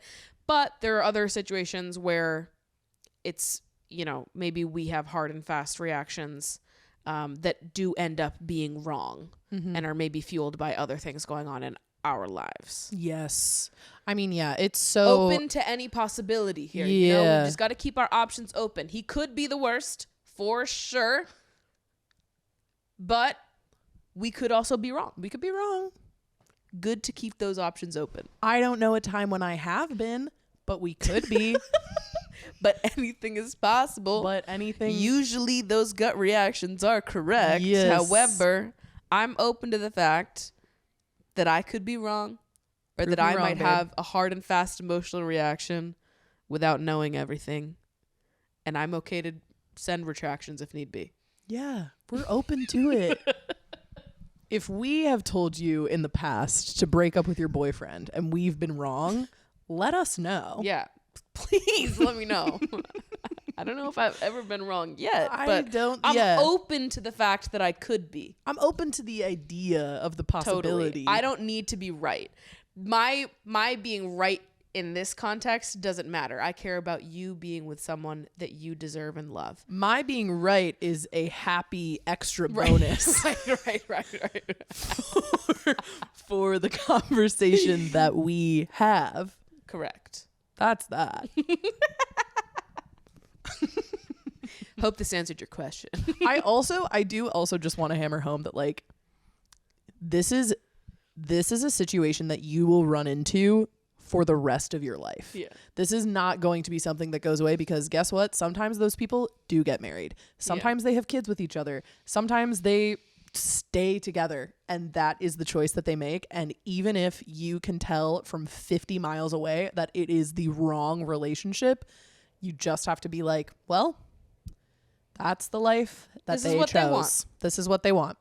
So it might not be what I want, but if this is what they want, then there was something that my friend sent me an article the other day.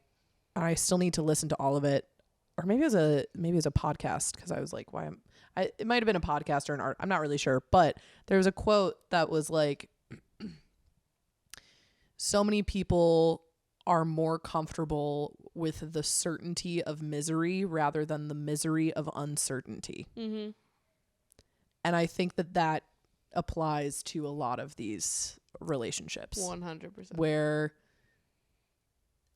they are miserable, but at least they know what's coming. Mm-hmm. And I think that unfortunately a lot of people do take that route rather than choose uncertainty. That said, again, hey, maybe it's actually really good. Who knows? I don't know. Could be. Yeah, exactly. Could be. Could be. You let me know. Listen, I will take your word for it, bestie. I will support you.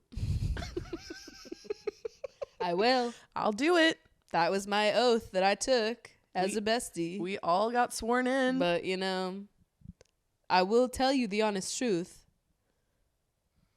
And I will support you no matter what. That's the oath we all took when we placed our hands on the care and keeping of you. Right. Yes. We did. We took that oath. That is what it meant. That's what it meant. We all opened to the page where they showed how your boobs would grow in stages. Yep. And we said, on my honor, if my bestie dates some shithead little fuck, but maybe he's actually really good. I promise I will figure out a way to live with that. I will find at least one thing that I find tolerable about that man. And by God, I will make it his whole personality. Yep. So that I can tolerate being around him. 100%. Yeah. Hope that helps. Hope that helps. Hope that helps. Godspeed. Godspeed. No, truly Godspeed. You're braver than the troops, for real. This is sort of in a similar vibe, but different. Okay. This is worse. Oh, okay. One of my very closest friends has written a novel in secret under a pen name and is receiving a lot of rejections from publishers.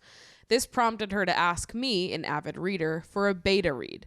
I love her to death, and I'm so proud of her and thankful she trusted me enough to share. But it's bad. I've tried making a pros and cons list and looking for positive feedback. I'm really struggling with how to give the right amount of criticism and not crush her hopes, but also wanting to be honest. Whoa. Whoa. What a specific situation. I mean, this is tough. This is really tough. I think the saving grace here is that it is criticism that has been asked for. Yes. They are giving you their book and asking you for your thoughts. Yeah. So I think that you should be honest. Yeah, I agree. And it's going to be hard and it's going to suck. And if it wasn't asked for, I would say don't even bother going there. Yeah. But it was asked for, so you must. Unfortunately, you must. Here's what I will say. I feel particularly equipped to answer this question. Okay, love because that. I was in a writing master's program for 3 years. Love it. And did creative writing in college also. So I have received countless, feedback from people like all the time. And it's something that you just kind of have to get used to as a writer. Like, sometimes you're going to write things that people just don't like. Yeah. And sometimes you're going to write things that just are bad. And I have also consequently read things that are really good and really incredible, and I've also read some stinkers. And it can be really hard when you're reading something and you're like, I literally can't even find a single thing to latch onto. What I will say is that through my years of giving and receiving feedback, there is always something that you can point to that you think they do really well. Whether that be, it can be something as simple as naming the characters. Wow, the names of your characters really evoke the personality of who these people are. Or the description of the tea kettle when it was going off was really vivid. I could really feel that it was there, and I like what you did, and I wanted to see more of that in this chapter where you're writing about this big plot point where someone gets murdered or something. It's there are ways to pick out even the smallest things and try to apply that to kind of your broader feedback. My advice is to, again, when you pick out those smaller things, note why you really liked them and note where you wanted to see more of that in the book. If it is so bad that there is nothing to latch onto, I think giving very objective, perfunctory feedback that is also like touching on the broadest points of the story, right? So like, I think people can feel really precious about the things that they have written, especially when they feel that others are criticizing these like really nitpicky points of their writing. So it's like, hey, if you don't like that, like you think that this Jake character should be passive and not aggressive or something, maybe don't even focus on that for right now. But if there are like broad structural issues that are worth noting, attack the bigger first before getting to the smaller. Because a lot of times when you restructure the smaller or the bigger parts of a story, the smaller parts will follow. I will also say that getting feedback truly is like a gift, even if it is quite critical, because writing is such a vacuum. Like it happens in such a vacuous space where like you are just writing in isolation a lot of the time. And so to get someone's eyes on it and for them to be able to tell you like what's working, what's not, is a gift, because otherwise you're just going to be writing and you're never going to be actually improving your skill. And a lot of times when you enter like your writing into contests or apply for awards or whatever, you actually have to pay extra to get feedback. And feedback from judges are never going to be as kind as feedback from friends. It's going to be so much worse. Yeah. So I think like my advice truly is to like start big, maybe like 2 or 3 big points where you're like, these things, like if they are not changed, the story will not fundamentally work.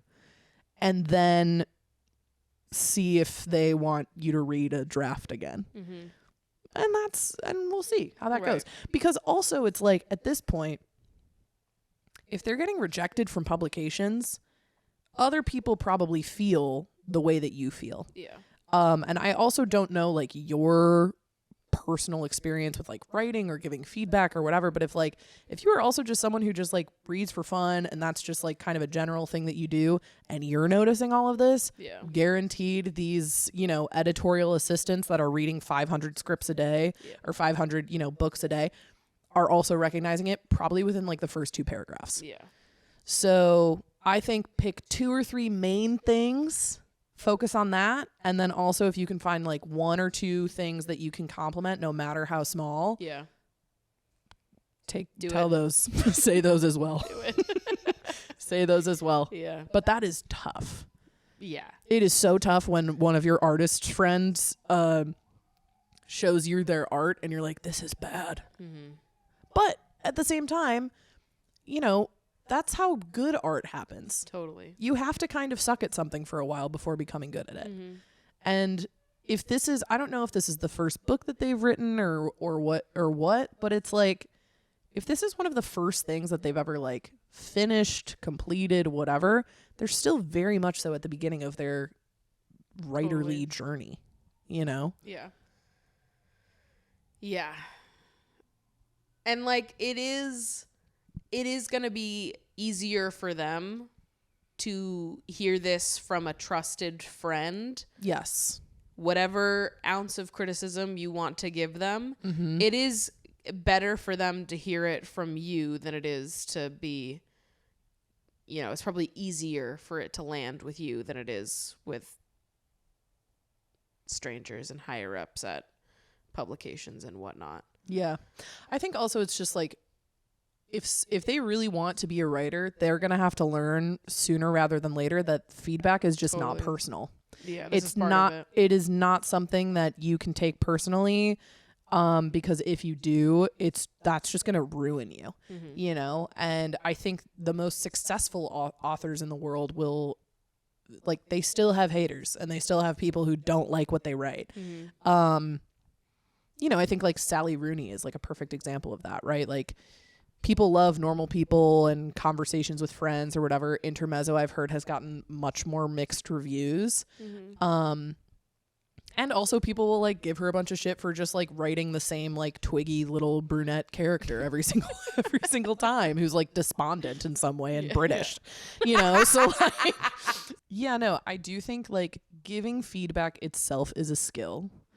A lot of times people tend to make it very personal when it just doesn't need to be. So really focusing on the technical aspects of the writing rather than like, I liked this, I didn't like this. One of my professors had this great piece of advice once where he was like, when people are giving feedback, you often have to think about what is the note behind the note. So like if someone is saying, if multiple people are repeating like, I didn't like this character, the note behind that is that there is something technically off about the character that is being written. Because you can write an unlikable character, you can write a likable character, but it doesn't really matter if the character itself is like structurally and technically written poorly. So if there's something that you're finding yourself thinking over and over again when you're reading this book, like, I don't like this, I don't like this, I don't like this, I encourage you to ask yourself, like, what is the note behind the note there? And like, why don't you like it? And getting more into like, what is the kind of like, what is the way, or like, how could it be written so that you do like it? Is there a way it could be written so that you do like it? And providing, you know, it doesn't have to be like advice necessarily, but just being like, I think I would be like more intrigued by this character if, you know, their secret was something that was revealed 2/3 of the way through the book rather than in the first 2 chapters, you know, something like that feels a bit more about the work itself rather than like, you are bad. You are a bad writer and your art is bad. 'Cause I think that is what can feel really, what, girl? I think that's what can feel really hard to receive and also can be like hard to give too when you're giving feedback. Yeah. Does that make sense? I really just put on my little like grad cap there for a second. Yeah. It's for sure uncomfortable. Yeah. This is speaking for myself here. I will say, like, I was a creative writing minor in college and I wrote a lot of poetry, and in my creative writing classes, when we would, or even like in my film classes in college, when we would go through scripts and things like that, like when people offered my work criticism, there was some of it I would take and some of it I would leave. Yeah. And I was never offended by the criticism. I was like, some people are going to be on my wavelength and some people aren't. Yeah. But if I'm writing a poem and everybody in my classroom was like, I don't know what the fuck she's talking about, I'm like, okay, I should take that in, because now I've got multiple people that are like totally aren't even able to like get on board with the story that I'm trying to tell. Yeah. So that's like a problem that I can fix, and I have the skill set to fix it. Yeah. Like in some ways it feels like when people are offering you criticism, like they are trying to help pull out the artist that they already know exists within you. Yes. Like if they thought you weren't capable of doing better, they just wouldn't offer you any feedback at all. Yeah. But when people were offering me all this feedback, it was like, okay, this is actually helpful for me because I want you to be able to understand the story that I'm trying to tell in this piece. Right. And then, you know, come back the next week and it was much better. But like looking at some of my film classes and like the script that I was working on, there were some people that just like weren't behind the like thesis of my project. Yeah. And their criticism for sure came from a place of like not fully having the same perspective that I do. Right. And so a lot of that feedback I sort of didn't listen to because I was like, you don't get the story that I'm trying to tell. You're not trying to help me tell it. You're trying to change the story altogether. Yeah. And that's just not what I'm doing here. Yeah. Totally understand that this might not be for you, but like that's something that I'm not taking into account here. Yeah. But also like each artist has ability to make those distinctions themselves. Like what's a piece of feedback you want to take deeper and what is something that you don't. And I think that like the act of offering feedback is like, it is kind, and also at worst it's like neutral. Yeah. You know what I mean? Like Yeah. you are giving them, they don't have to take what you say into any sort of deeper account. Yeah. And They could walk away from you giving them feedback and just be like, I'm not going to fucking listen to any of Right. that. And that's on them. that's their choice artistically. So it's like they asked for your feedback, you should give it to them. But making their project great is not your responsibility. Yeah. So I think it's good to just like give your feedback and then let them do whatever the fuck they want with it. And if they choose to do nothing with it and, you know, keep working on this book that maybe you don't like and maybe none of these publishers like, but maybe there's 5 people on the internet that are going to like it. Yeah. Cool. Then maybe that is the book they wanted to write. It doesn't have a large audience, and that's fine. If that's what they wanted to do, then cool. Great for them. Congratulations for completing this. Yeah, this exactly. thing. But it's like, I feel like the act of like giving and receiving feedback is just like, I don't know. It reads as neutral to me. It's not like a diss. It's just more like, don't like tangle yourself up in thinking that like you giving feedback is like some personal affront to them. Right. Yeah. It is the process. If again, like they as an artist should in their brain be prepared for that.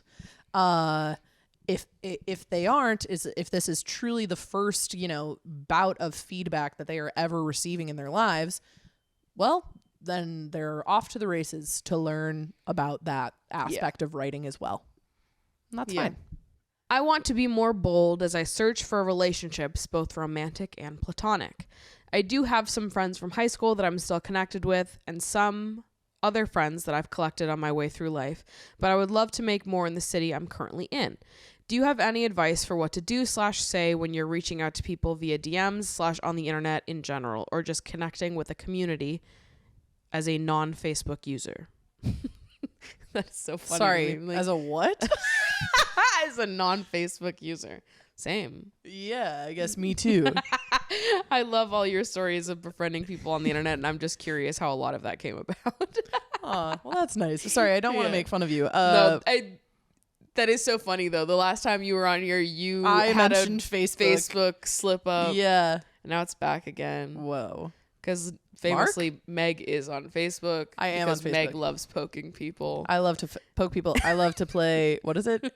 Farmville. I was about to say Animal Farm, which is fully a book. yeah, for sure, a book. Yeah, I love to play Farmville. Check out Farmville, I guess, for friends. That's kind of a good way to meet people. I love this question.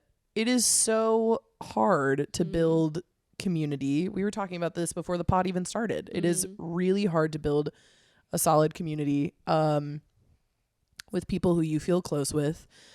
I've talked about this a lot with many of my friends who I grew up with, who I, am friends with here in the city. And I think a lot of people find it really challenging to make solid friendships because a lot of times it can be. Like, I think just being adults in general, it's like, it's really hard to like find a group of people where you're like, and we're all going to meet on this day and we're all going to invest the same amount of time into one another and it's going to be awesome. What I will say is that I'll start with friends, like being bold with making friends. I have no issue with reaching out to people online and being like, I am obsessed with you and I think that we should hang out. Yeah. I have done that. I did that last month to someone. They put on this play that I saw with like my roommate and his girlfriend, and it was her friend who was in the show, and then the person who wrote the show, I was like, this person is so goddamn talented.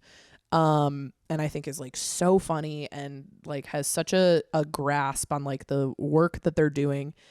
And truly, like, I would say a month and a half later, maybe 2 months later, I reached out to them because I saw that we had ended up following each other on Instagram. And I was like, this is so this is so delayed, but like I saw your show and I loved it, and I think that you are so funny and we should hang out sometime.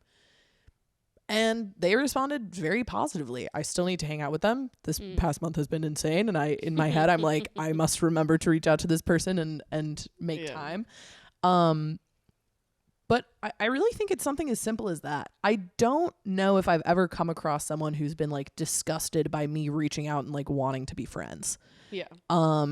Because I think a lot of people are searching for that. And I think sometimes it really is just as simple as like swallowing your pride a little bit and being like, I think you're so cool and I want to hang out and let's see how it goes. Yeah.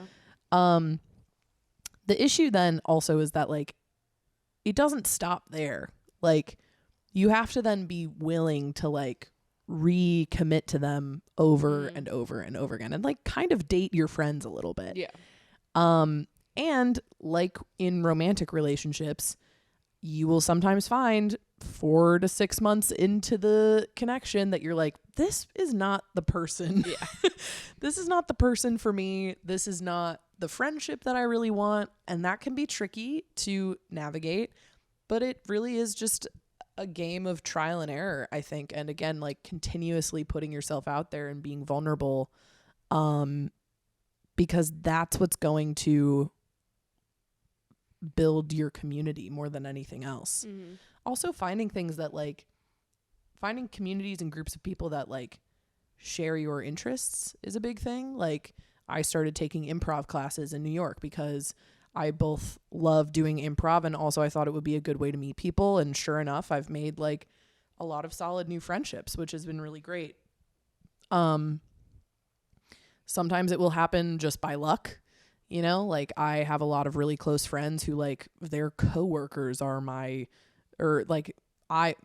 coworker was like their cousin, like the most random thing. And it also just takes time too. Like you're not going to go from no friends to this really great group of people in the span of like 6 months. Yeah. It's probably just not going to happen like that.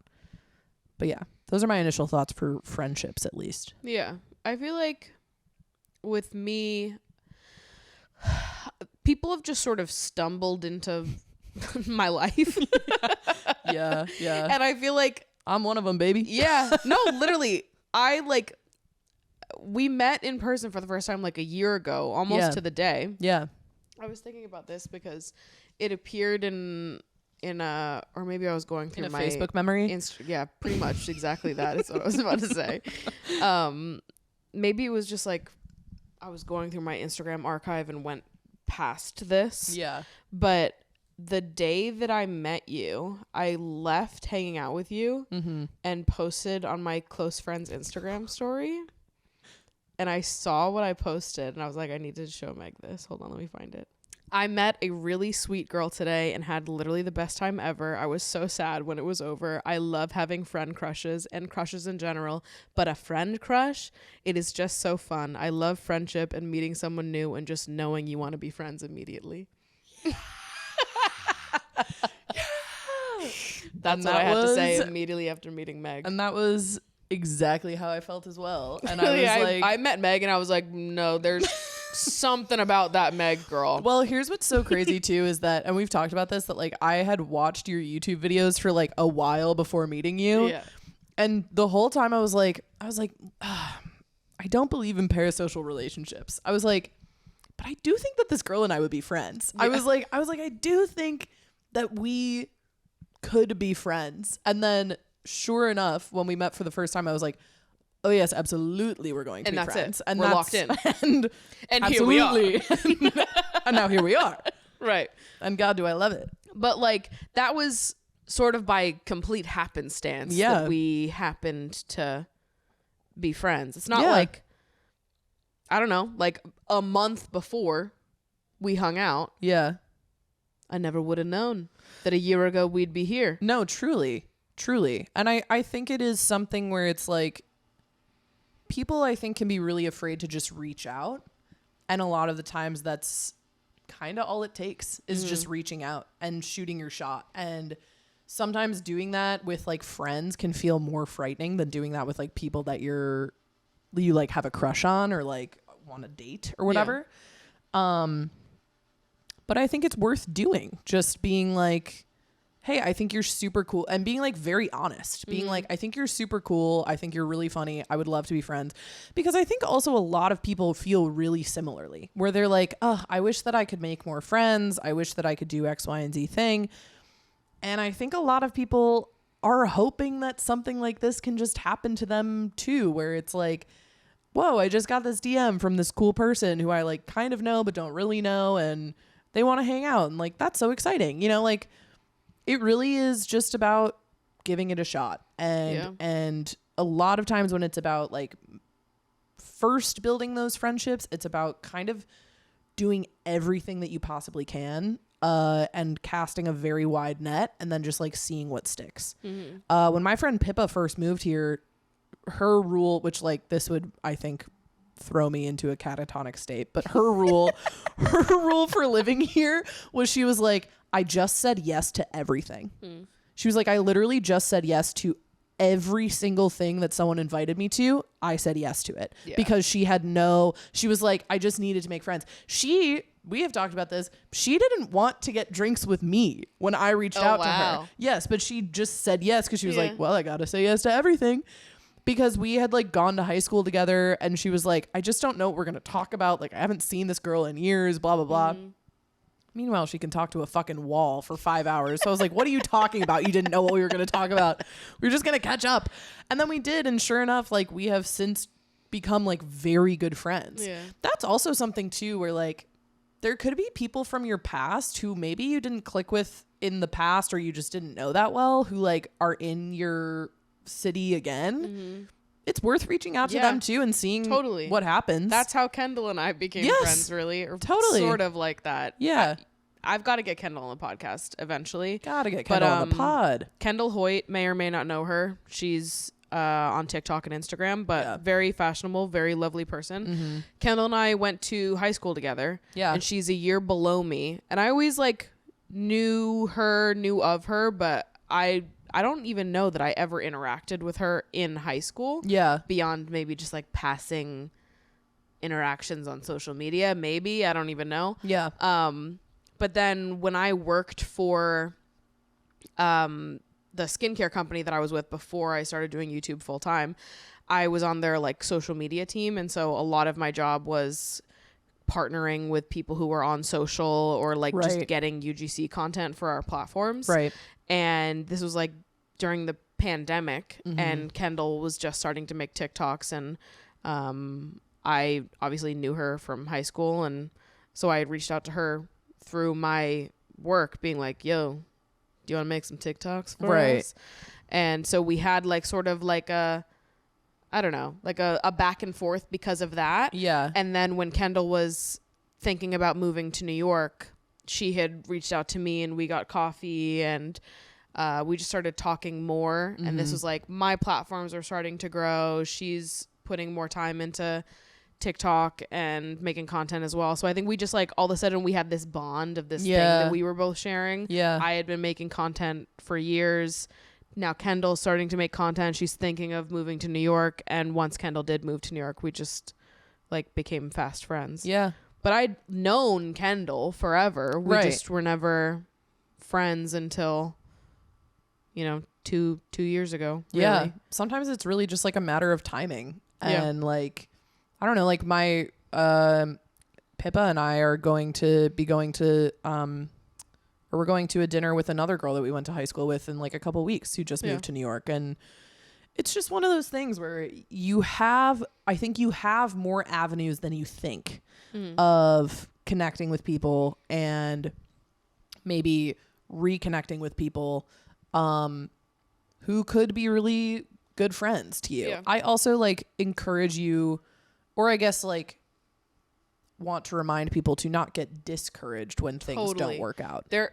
For every like friend that I have made out of doing this and just like putting myself out there and being open. I have also like gone to get coffee with someone once and realized that we were not gonna ever speak to each other again after that. Like I have met up from people that I went with people that I went to high school with. Yeah. And we've, you know, gone to go get coffee, sat in the park, got a drink, and I've just been like, you know what?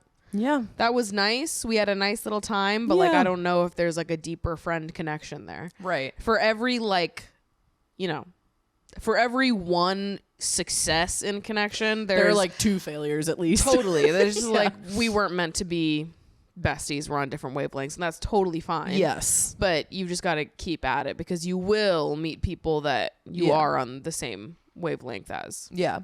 When it comes to being bold in dating, because this is kind of a 2-parter. God, it's tough for me because I don't consider myself to be a bold dater. Totally.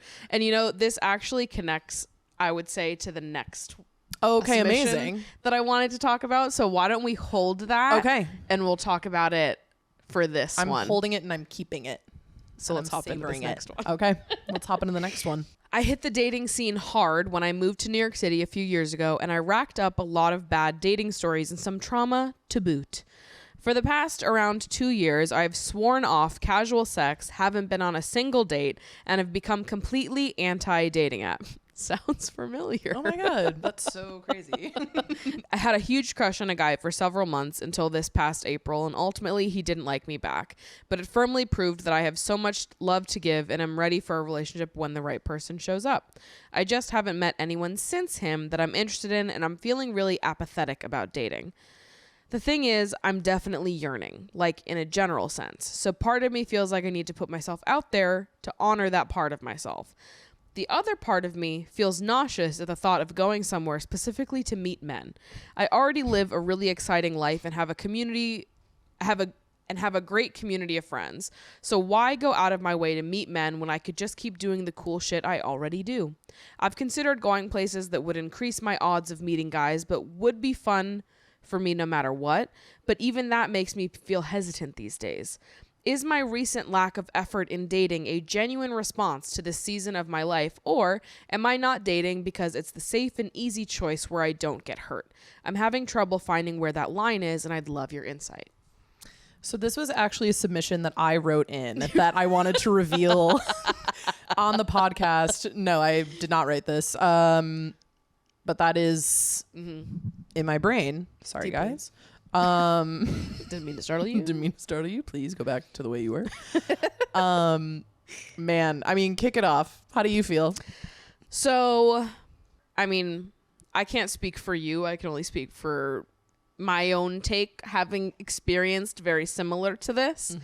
I do believe that, like, yeah, there does exist a reality where you could be uninterested in dating for avoidant reasons. That could be the truth. However, I think there are many other realities where you are less interested in dating or not dating because of very valid and real reasons. Yes. Which is also how I feel. But I will say that, like, I mean, I have said that I'm, you know, not going on dating apps, and I'm also not like intentionally dating right now. I'm not going out of my way to like meet people or go on any dates, or I'm just not pursuing it actively right now. If it happened upon me, I wouldn't say no to it. Yeah. But I'm just not actively seeking it out right now. And that feels like an empowered choice to me. It's one that makes me feel good. It's one that I feel aligned in. And the second that I do want to have a more active role in pursuing someone in dating, like, I will adjust and move differently. When that time comes, I don't think that I will go back on dating apps. I think that my adjustment now is moving completely towards offline ways of meeting people, because I feel like in-person dating and opportunities to meet people that you could connect with that are not online have multiple benefits to you outside of like meeting someone that you end up with or not. Agreed. Like when I only did this once, but I would do it again. When I went speed dating, like, yes, the point of speed dating was to potentially meet someone that I wanted to date. That was the purpose of me going. I didn't meet anyone at speed dating that I wanted to go out with further. However, I left that event feeling a lot more confident in myself and my like ability to like put myself out there socially like that. I think that like I can be a little bit more reserved with people that I don't know super well, and I think especially in a setting like that where it's like, I mean, it is a little intimidating speed dating. You're like in a room full of people where you're like all the other people there are also dating, and there is like a thing of comparison, being able to see all the other people that everyone is dating, right? And like also to be able to introduce yourself and have like initial conversations with like 10 people in a night. And then like after the structured part of speed dating is over, going up to a person you just talked to during the speed dating part of it and starting like a random conversation in a bar. Like that to me is very like socially nerve-wracking. Yeah. That was a lot. Yeah. And I did it. And honestly, I had a good time doing it. And at the end of speed dating, there was people that asked me to go get a drink at the bar next door afterwards. And that felt so good to me to be having this like experience in dating that wasn't specific to the apps, and that I gained something from outside of like whether or not something worked out or not. Ultimately, none of the people that I met were people that I wanted to pursue something with. But I got something out of it that was so beyond like being finding like my person or not, versus like the dating apps. If you're not getting reliable matches off of the dating apps, you literally gain nothing else from being on that fucking thing. It's just a suck of time. Yes. For no reason. Yes. Versus like an in-person dating experience, like you actually are gaining something from that as a person, whether or not anything actually works out or not. So I think to me, I'm like, if I don't want to do that, if I don't want to be like actively putting myself out there, then I fucking won't, and I won't feel bad about it, because I've got so many other like fruitful and interesting and fun parts of my life to focus on. And if dating isn't a priority of mine right now, then so be it. And I want to focus on other things. But if that changes and I want to start putting more time in, I do feel like moving away from the apps and more to in-person dating allows me to feel like it's not like I'm, all or nothing on dating. I'm not like, or bust. Like I'm just allowing myself to have fun social experiences. And if something comes of that, then awesome. But if nothing comes of that, then like I am still gaining something from that as a person. Yeah. Yes.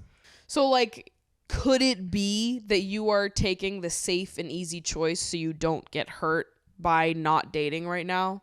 Like it could be. Or you could just not want to date right now. Yeah. I think that it is this like hamster wheel that we've been put on to be like constantly in pursuit of a partner is weird. Yeah. It would be wrong to assume that like by default anyone that's not interested in dating is avoiding something, as if to date is the default. Yeah. When I don't think it should be. I agree. I think that this is an interesting question, because I just recently have kind of been coming to terms with like my own avoidant tendencies, and how, yes, in like friendships and, in platonic connections, I'm very willing to be open with people, but in romantic relationships, I really struggle to like open up and be vulnerable. And also, I just really love my life right now. Yeah. So it's a strange place to be in, where I'm like, I really do love my life. I love being single. I love having like just time to hang out with my friends and to do things on my own. Also, like, I sometimes don't even feel like I have time for myself. Totally. So like, the thought of bringing in like another person into the mix who I'm supposed to like share my entire life with right now, the thought of that, it makes me angry more than anything else. It like pisses me off, where I'm like, no, like I barely have time to like sit down and like start watching Agatha all along. You know, it's Right. like Yeah, yeah, it's yeah. like it's like we're supposed to go to some like just fine Italian restaurant. Oh, Whisk, you are in a increasingly precarious position. So it's like I love spending time with my friends. I love like investing in like my hobbies and like the skills that I want to continue to develop, etc. While also recognizing that there is this part of me that I'm like, if I do want to be in some sort of romantic partnership someday, I would like to untangle these things about me. I think both things can exist at once. I don't think it needs to be this like mutually exclusive thing of like, yeah, maybe there is a little bit of like avoidance there, but like that's okay. Like if you also just really love what's happening in your life right now, like that's fine. But I think like when the time comes, when it comes to like you maybe wanting to date again and wanting to like put your, dip your toes in the water and what have you. I think to what you were saying, it's like, yeah, you can be on a dating app. Like I'm on Hinge. I don't really use it the way that I used to, which was like every day I'd be like swiping through and being like, who can I match with today and have a conversation with? I'm like if someone crops up who I think could be good, I'll maybe start a conversation with them. Let's see how it goes type thing. But also, yeah, I mean, my friend and I have this joke where we constantly say, we need to be looking at the right industry, which basically just means like, look for the communities and the groups of people that like your interests align with. Like I have a lot of friends who like work in like restaurant, like food and bev PR and stuff like that. And so a lot of the people that I'm around at like parties and stuff like that are like restaurant people or bar owners or whatever. Those aren't people, a lot of times the things that they're interested in that aren't really things I'm interested in as much, right? And my friend and I were like lamenting about this one day where we were like, God, we're just like not really having luck flirting with these people at these parties. And that was kind of part of why I was like, well, maybe we should start going to these like, maybe that's why we should start going to these like improv jam nights that are every single Tuesday, and like let's go here because we both really like funny people and like are attracted to funny people. And we were like, it's about the industry, like it's all about that. So it's, yeah, I think it's about finding different ways and different paths for when that feeling arises of like wanting to date. And at the same time, I really just think that if you like a person and like you want to spend more time with them, and like this isn't to belittle anyone's like attachment style or whatever, but like I do think you will just want to spend time with them. Yeah. And you will make time to do that. There's never been someone where I'm like really, really into, but I'm like, oh, but I won't see you for another 3 weeks just because, things are busy. It's like, no, if I'm really, really into you, I will make time to see you. Yeah. Because I want to see where things go. So it's like, yeah, I think you don't need to put so much pressure on yourself for like doing one thing or the other. I had this very interesting conversation with my parents a few weeks ago where I asked them about like their first date, and they told me that like they're like, I don't think we ever really officially went on like a first date. We just kind of started spending time together and like started hanging out. And I was kind of asking them like, but when did you like define the relationship, and when did the time come, and blah blah blah. And they were like, we just like didn't really think about stuff like that back then. Like we just like, if you liked someone, you would just spend time with them, and like, yeah, maybe you would go on like a formal date or something, but like that kind of wasn't really how it was. Like, I like spending time with your dad. I like spending time with your mom. And like, that was what I knew. And that was kind of what we were basing it off of. And then we were dating like 3 months later.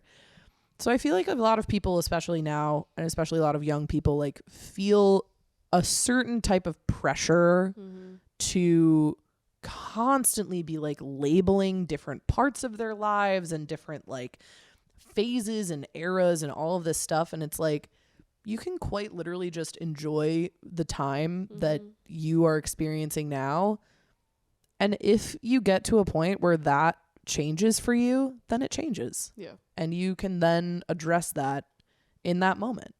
But yeah, I do think that like, I think it's, even if there is a world where you are being avoidant or something, like, I don't think that that's necessarily a bad thing either. Like, if you want to work on that part of yourself, then you can. And if you want to just spend some time on your own, then you can also do that. Because I agree. I don't think that our lives should be this constant sprint to get to the next partnership. Yeah. I think that ends up doing us all way more disservice than good. Mm-hmm.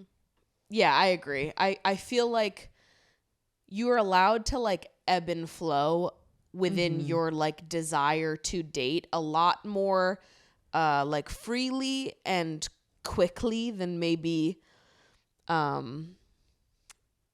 guess people make it out to seem like you're either all in or all out. Yeah. Like you are boots on the ground, getting out there, like hustling for dates. Right. Or you are totally out of dating. Right. Completely. Yeah. And I think that like right now I'm in a phase where I am completely in the middle, where I've not sworn off dating by any means. Right. But I'm also not like killing myself to fucking find someone. Yeah. Because what's the rush, babe? Yeah. And I just sort of feel more like, I don't know, it'll happen when it happens. And if I find myself at a speed dating event in 3 months, then cool. But I'm not going to make a habit of going to a speed dating event every fucking 2 weeks to make sure I find someone. Yeah. You know what I mean? Like I'm just sort of following the vibe. Yeah. For now, I'm going with how I'm feeling. And there are some days that I am feeling more inclined to be flirty or put myself out there, DM someone on Instagram. And there's other days where I'm like, I couldn't even fathom doing that right now. I feel like, 3 months ago,